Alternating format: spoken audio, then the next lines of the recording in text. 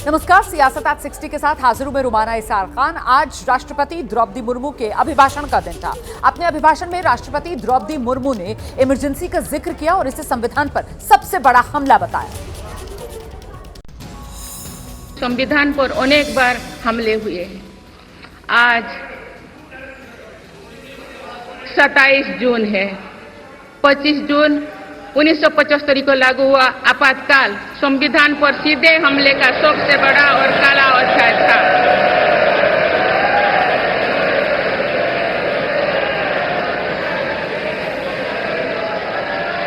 तो पूरे देश में हाहाकार मच गया था, लेकिन ऐसी असंवैधानिक ताकतों पर देश ने विजय प्राप्त करके दिखाया, क्योंकि भारत के मूल में गणतंत्र की परंपराएं रही है। मेरी सरकार भी भारत के संविधान को सिर्फ राजकाज का माध्यम भर नहीं मानती, बल्कि हमारा संविधान जन चेतना का हिस्सा हो, इसके लिए हम प्रयास कर रहे हैं। इसी ध्येय के साथ मेरी सरकार ने 26 नवंबर को संविधान दिवस के रूप में मानना शुरू किया है। राष्ट्रपति द्रौपदी मुर्मू ने अपने अभिभाषण में पेपर लीक का भी जिक्र किया और परीक्षा में सुधार के लिए सरकार प्रतिबद्ध है, इस बात को दोहराया। सरकारी भर्ती हो या फिर परीक्षाएं, किसी भी कारण से इनमें रुकावट आए, ये उचित नहीं है। इनमें शुचिता और पारदर्शिता बहुत जरूरी है। हाल ही में कुछ परीक्षाओं में हुई पेपर लीक की घटनाओं की निष्पक्ष जांच और दोषियों को कड़ी से कड़ी सजा दिलवाने के लिए मेरी सरकार प्रतिबद्ध है। इससे पहले भी हमने देखा है कि कई राज्यों में पेपर लीक की घटनाएं होती रही है। इस पर दलीय राजनीति से ऊपर उठकर देशव्यापी ठोस उपाय करने की जरूरत है। संसद ने भी परीक्षा में होने वाली गड़बड़ियों के विरुद्ध एक सख्त कानून बनाया है। मेरी सरकार परीक्षाओं से जुड़ी संस्थाओं, उनके कामकाज के तरीके, परीक्षा प्रक्रिया सभी में बड़ी सुधार करने की दिशा में काम कर रही है। राष्ट्रपति द्रौपदी मुर्मू ने अपने अभिभाषण में आने वाले 5 साल के लिए नई सरकार के रोडमैप की रूपरेखा रखी। आप सभी यहाँ देश के मतदाताओं का विश्वास जीतकर आए हैं। देश सेवा और जन सेवा का ये सौभाग्य बहुत कम लोगों को मिलता है। मुझे पूरा विश्वास है आप राष्ट्र प्रथम की भावना के साथ अपना दायित्व निभाएंगे। 140 करोड़ देशवासियों की आकांक्षाओं की पूर्ति का माध्यम बनेंगे। माननीय सदस्यगण, मैं आज कोटि देशवासियों को की तरफ से भारत के चुनाव आयोग का भी आभार व्यक्त करती हूँ। ये दुनिया का सबसे बड़ा चुनाव था। करीब 64 करोड़ मतदाताओं ने उत्साह और उमंग के साथ अपना कर्तव्य निभाया है। पहली बार इस लोकसभा चुनाव में घर पर जाकर भी मतदान कराया गया है। मैं लोकसभा चुनाव से जुड़ी हर कर्मी को सराहना करती हूं और अभिनंदन करती हूं। अपने अभिभाषण में राष्ट्रपति द्रौपदी मुर्मू ने मोदी सरकार 3.0 के कामकाज का ब्लूप्रिंट रखा। उन्होंने किसानों, अर्थव्यवस्था और रोजगार के मुद्दे पर बात कही। मेरी सरकार अर्थव्यवस्था के तीनों स्तंभों मैन्युफैक्चरिंग, सर्विसेज और एग्रीकल्चर को बराबर महत्व दे रही है। पीएलआई स्कीम्स और ईज ऑफ डूइंग बिजनेस से बड़े पैमाने पर निवेश और रोजगार के अवसर बढ़ रही है। पारंपरिक सेक्टर्स के साथ साथ सनराइज सेक्टर्स को भी मिशन मोड पर बढ़ावा दिया जा रहा है। चाहे सेमीकंडक्टर हो या सोलर हो, चाहे इलेक्ट्रिक व्हीकल हो या इलेक्ट्रॉनिक्स गुड्स हो, चाहे ग्रीन हाइड्रोजन हो या बैटरीज हो, चाहे एयरक्राफ्ट कैरियर्स हो या फाइटर जेट्स हो, भारत इन सब सेक्टर्स में फैक्स जैसे सरकारी संगठनों का एक बड़ा नेटवर्क बना रही है। छोटे किसानों की बड़ी समस्या भंडारण से जुड़े होती है, इसलिए मेरी सरकार ने सहकारिता क्षेत्र में दुनिया की सबसे बड़ी भंडारण योजना पर काम कर शुरू कर चुकी है। अपने अभिभाषण में राष्ट्रपति द्रौपदी मुर्मू ने नॉर्थ ईस्ट के राज्यों में हो रहे विकास कार्यों का भी ब्यौरा रखा। मेरी सरकार का मत है कि दुनिया भर में निवेशकों को आकर्षित करने के लिए राज्यों में स्वस्थ स्पर्धा हो। यही कॉम्पिटिटिव कोऑपरेटिव फेडरलिज्म की सच्ची स्पिरिट है। राज्यों के विकास से देश का विकास, इसी भावना के साथ हम आगे बढ़ते रहेंगे। माननीय सदस्यगण, रिफॉर्म, परफॉर्म और ट्रांसफॉर्म के संकल्प ने आज भारत को दुनिया की सबसे तेजी से बढ़ने वाली अर्थव्यवस्था बना दिया। 10 साल में भारत 11वें नंबर की अर्थव्यवस्था से ऊपर उठकर 5वें नंबर पर पहुंचा। साल 2021 से लेकर साल 2024 के बीच भारत में औसतन 8% की रफ्तार से विकास किया है। राष्ट्रपति द्रौपदी मुर्मू ने अपने अभिभाषण में महिला सशक्तिकरण का भी जिक्र किया और साथ ही मोदी सरकार की तरफ से चलाई जा रही खासतौर से जो महिलाओं के लिए योजनाएं हैं वो भी गिनाई। कि नारी शक्ति लंबे समय तक लोकसभा और विधानसभा में अधिक भागीदारी की मांग कर रही थी। आप उनके पास नारी शक्ति बंधन अधिनियम की ताकत है। सरकार की योजनाओं की वजह से पिछले 1 दशक में महिलाओं का आर्थिक सामर्थ्य बढ़ा है। आप जानते हैं कि बीते 10 वर्ष में बने 4 करोड़ पीएम आवास में से ज्यादातर महिलाओं के नाम ही आवंटित हुई है। आप तीसरी कार्यकाल के शुरुआत में ही सरकार ने 3 करोड़ नए घर बनाने की स्वीकृति दे दी है। इनमें से भी अधिकतर घर महिलाओं के नाम पर ही आवंटित होंगे। बीते 10 वर्षों में 10 करोड़ महिलाएं सेल्फ हेल्प ग्रुप से जुड़े हैं। मेरी सरकार ने 3 करोड़ महिलाओं को लखपति दीदी बनाने के लिए व्यापक अभियान चलाए हैं। अपने अभिभाषण में राष्ट्रपति द्रौपदी मुर्मू ने ज्ञान यानी गरीब, युवा, अन्नदाता, नारी इनका भी जिक्र किया और इनके लिए चलाई जा रही अलग अलग सामाजिक और आर्थिक योजनाओं पर भी बात की। भारत का निर्माण तो भी संभव है जब देश के गरीब, युवा, नारी शक्ति और किसान सशक्त होंगे। इसलिए मेरी सरकार की योजनाओं में सर्वोच्च प्राथमिकता इन्हीं 4 स्तंभों को दी जा रही है। हमारी कोशिश इन तो हर सरकारी योजना का लाभ पहुंचाने की है और यही सैचुरेशन को की अप्रोच भी है। जो भारत इस इच्छा शक्ति के साथ काम कर रही है कि सरकारी योजना से एक भी व्यक्ति छूटे नहीं, तो इसका लाभ सभी को होता है। सरकार की योजनाओं एवं सैचुरेशन अप्रोच के कारण ही 10 वर्षों में 25 करोड़ भारतीय गरीबी से बाहर निकले। इसमें अनुसूचित जाति, अनुसूचित जनजाति, पिछले वर्ग, हर समाज, हर क्षेत्र के परिवार है। 10 वर्षों में लास्ट माइल डिलीवरी पर फोकस ने इन वर्गों का जीवन बदल दिया है।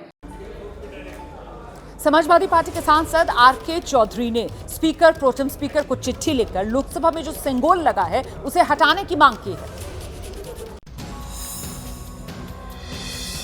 संसद भवन के उद्घाटन के दौरान स्पीकर की कुर्सी के पास सिंगोल स्थापित किया गया था। अब जबकि नई सरकार का गठन हो गया है और चुनकर आए सांसदों ने शपथ ले ली है, अब समाजवादी पार्टी के सांसद आर.के. चौधरी ने सिंगोल पर सवाल खड़ा कर दिया और उसे हटाने की मांग कर दी है। भारत का लोकतंत्र संविधान चलेगा, सिंगोल नहीं चलेगा। एसपी सांसद आर.के. चौधरी ने स्पीकर और प्रोटेम स्पीकर को चिट्ठी लिखी है और सिंगोल को राजा महाराजाओं का प्रतीक बताया है। आर.के. चौधरी के बाद अब राज्यसभा में आम आदमी पार्टी के सांसद संजय सिंह पर सवाल उठाए और संविधान की कॉपी लगाने की मांग की। राजदंड लेके आए तो उनको थोड़ा दंड तो मिला है, क्योंकि राजधर्म का पालन नहीं करते। सिंगोल को पीएम नरेंद्र मोदी ने 28 मई को नई संसद की इमारत में स्थापित किया था। सिंगोल को 14 अगस्त 1947 की रात को एक प्रक्रिया के तहत अंग्रेजों से सत्ता हस्तांतरण के तौर पर पंडित जवाहरलाल नेहरू ने इसे स्वीकार किया था। भारत में यह प्रथा चोल साम्राज्य के समय से यानी 8वीं शताब्दी से चली आ रही है। तो समाजवादी पार्टी के सांसद आर.के. चौधरी के सिंगोल हटाने वाले बयान पर सियासी पारा चढ़ गया है। एक तरफ अखिलेश यादव हैं जो अपनी पार्टी के सांसद के बयान को बिल्कुल सही ठहरा रहे हैं, वहीं दूसरी तरफ एनडीए के कुछ नेता हैं जो इसे महज सुर्खियों में आने वाला बयान करार दे रहे हैं।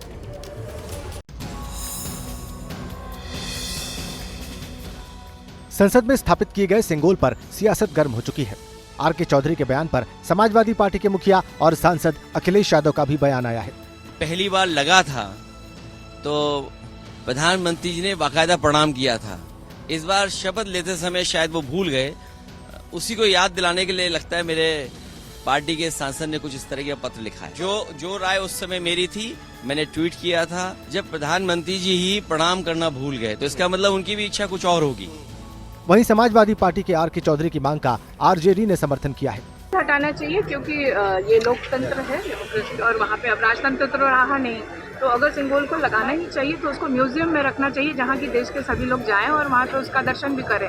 एसपी सांसद के सिंगोल हटाने वाली मांग पर एनडीए के सहयोगी दल हम और आरएलडी का बयान सामने आया और विपक्ष को करारा जवाब दिया। तो उनकी मामला है, वो कर रहे हैं। जो उचित हुआ है नरेंद्र मोदी जी ने किया है और उसको रहना चाहिए।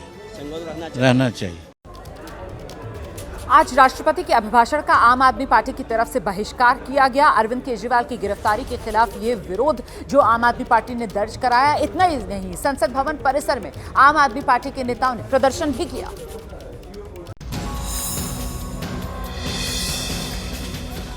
आम आदमी पार्टी के सांसदों ने अरविंद केजरीवाल की गिरफ्तारी के विरोध में संसद परिसर में प्रदर्शन किया। प्रदर्शन कर रहे सांसदों के हाथ में तानाशाही नहीं चलेगी, ईडी सीबीआई का दुरुपयोग बंद करो और केजरीवाल को रिहा करो जैसे बैनर थे। प्रदर्शन करने वाले सांसदों ने प्रधानमंत्री से इस मामले में जवाब देने की मांग की है।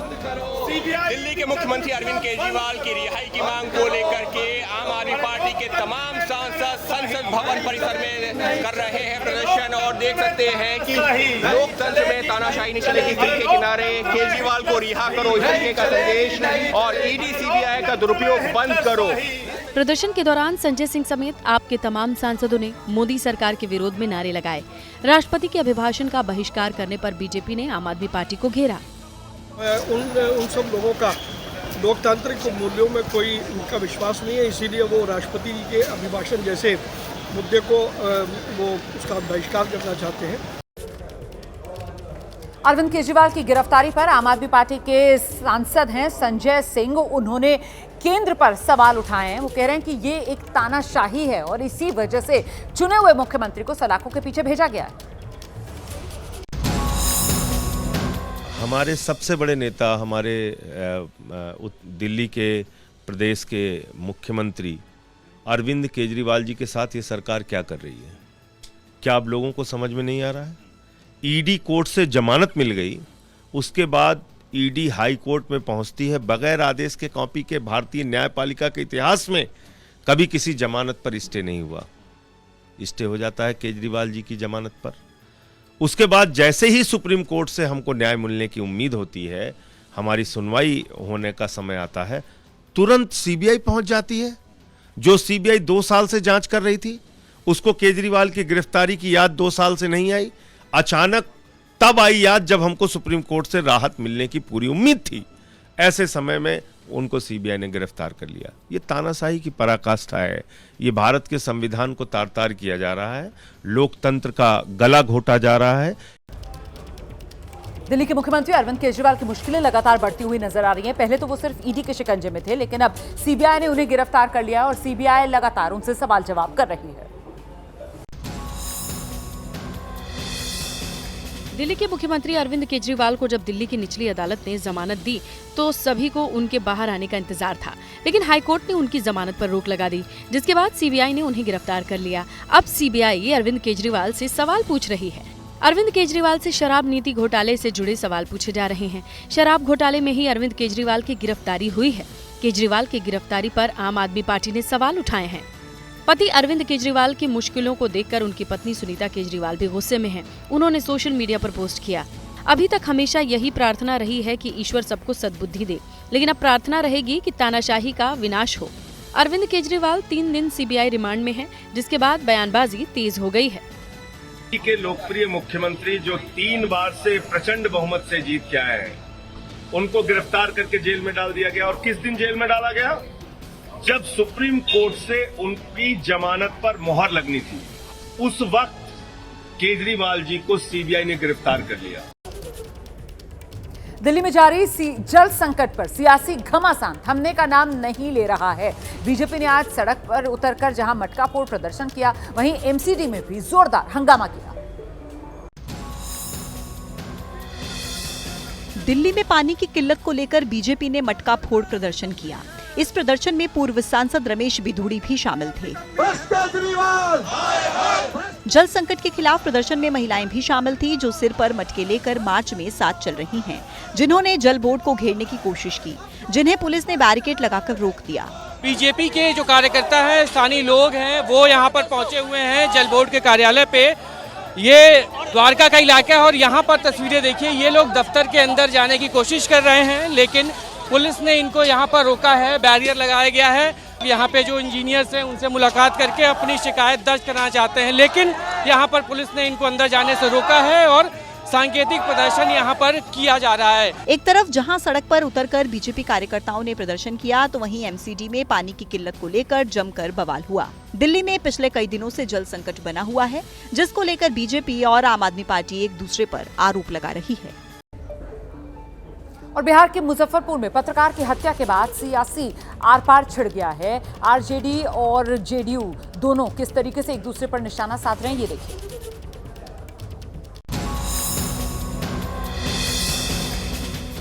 बिहार के मुजफ्फरपुर में पत्रकार की हत्या के बाद सियासी बयानबाजी तेज हो गई है। तेजस्वी यादव ने पत्रकार के मर्डर के बाद कानून व्यवस्था को लेकर सवाल उठाए हैं।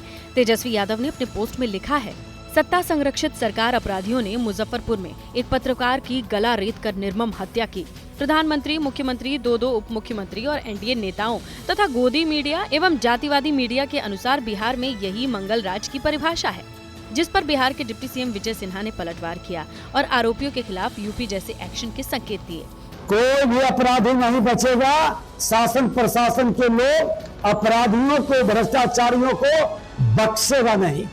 25 जून को मुजफ्फरपुर में पत्रकार शिवशंकर झा की हत्या हुई थी। पत्रकार रात के वक्त अपने घर लौट रहे थे तो बाइक सवार अज्ञात बदमाशों ने गला रेत कर उनकी हत्या कर दी। पत्रकार पर चाकुओं से कई वार किए गए। पत्रकार की हत्या के बाद से विपक्ष कानून व्यवस्था पर सवाल उठा रहा है और अपने बयानों से कांग्रेस को मुश्किल में डालने वाले सैम पित्रोदा, एक बार फिर से कांग्रेस पार्टी ने उन्हें पद से नवाज दिया है। इंडियन ओवरसीज कांग्रेस का अध्यक्ष सैम पित्रोदा को बना दिया गया है। विवादित बयानों की झड़ी लगाने वाले सैम पित्रोदा को कांग्रेस ने फिर ओवरसीज कांग्रेस अध्यक्ष बना दिया है। कुछ समय पहले ही उन्होंने खुद इस पद से इस्तीफा दे दिया था, लेकिन अब कांग्रेस ने लोकसभा चुनाव के बाद उन्हें फिर से ये जिम्मेदारी सौंप दी है। कांग्रेस की ओर से जारी बयान में कहा गया कि तत्काल प्रभाव से सैम पित्रोदा को फिर से ओवरसीज अध्यक्ष बना दिया गया है। वो सीनियर नेता हैं, बहुत पुराने आदमी हैं। सैम पित्रोदा साहब का जो योगदान देश के अंदर डिजिटल क्रांति लाने के अंदर है, उसके बारे में नहीं आप बात करेगा कोई भी। क्या ये टेलीफोन हाथ में लिए फिर रहा हो, ये सब ब्लूप्रिंट सैम पित्रोदा की तो है। सैम पित्रोदा वही नेता हैं जिन्होंने लोकसभा चुनाव के वक्त कांग्रेस को काफी मुश्किलों में डाल दिया था। उनकी तरफ से विरासत टैक्स वाला सियासी बम भी फोड़ा गया था, जिसने चुनाव का नैरेटिव ही बदल कर रख दिया था, जिसने फिर चुनाव में बीजेपी को हमला करने का बड़ा मौका भी दिया था। उन्हीं विवादों की वजह से तब पित्रोदा ने खुद को पद से इस्तीफा देकर पार्टी से अलग किया, लेकिन अब पार्टी ने उनके पद को बहाल कर दिया है। करीब 4 महीने बाद हरियाणा में विधानसभा चुनाव होने हैं और इसको लेकर कैसे कांग्रेस और बीजेपी दोनों ही पार्टियां अपनी अपनी रणनीति बनाने में जुट गई हैं। रिपोर्ट दिखाते हैं आपको। लोकसभा चुनाव के बाद अब बीजेपी की निगाहें हरियाणा विधानसभा पर जाकर टिक गई हैं। हरियाणा विधानसभा चुनाव में इस बार कांग्रेस और बीजेपी दोनों के सामने चुनौतियों का पहाड़ है। यही वजह है कि हरियाणा के दंगल को जीतने के लिए दोनों ही पार्टियों ने अभी से मेगा रणनीति बनानी शुरू कर दी है।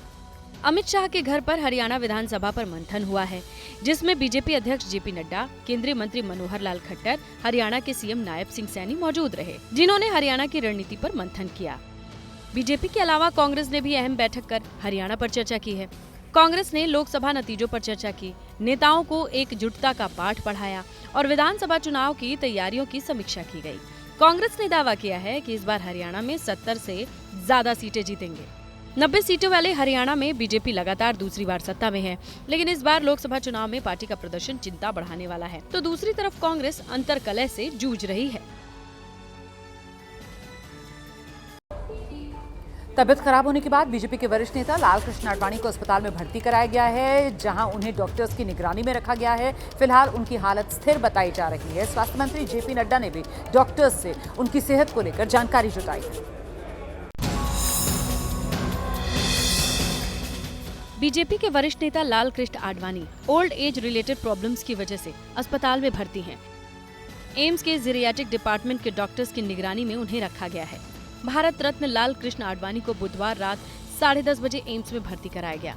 लाल कृष्ण आडवाणी को यूरिन में दिक्कत भी हुई है। फिलहाल उनकी हालत स्थिर बताई जा रही है। भारतीय जनता पार्टी के वरिष्ठ नेता और भारत के पूर्व उप प्रधानमंत्री लालकृष्ण आडवाणी को कल देर रात 10:30 बजे के आसपास all India institute of medical science यानी कि एम्स में स्वास्थ्य संबंधित दिक्कतों की वजह से भर्ती कराया गया है। उम्र संबंधित जो समस्याएं इस उम्र में आमतौर पर होती हैं, उन दिक्कतों की वजह से उनको यहाँ पर लाकर एडमिट किया गया है। एलके आडवाणी को इस साल देश के सर्वोच्च सम्मान से सम्मानित किया गया। आडवाणी हेल्थ इश्यूज की वजह से राष्ट्रपति भवन में आयोजित कार्यक्रम में शामिल नहीं हो पाए थे। उन्हें 30 मार्च को राष्ट्रपति मुर्मू ने उनके आवास पर जाकर सम्मानित किया। उनके साथ पीएम मोदी भी मौजूद थे।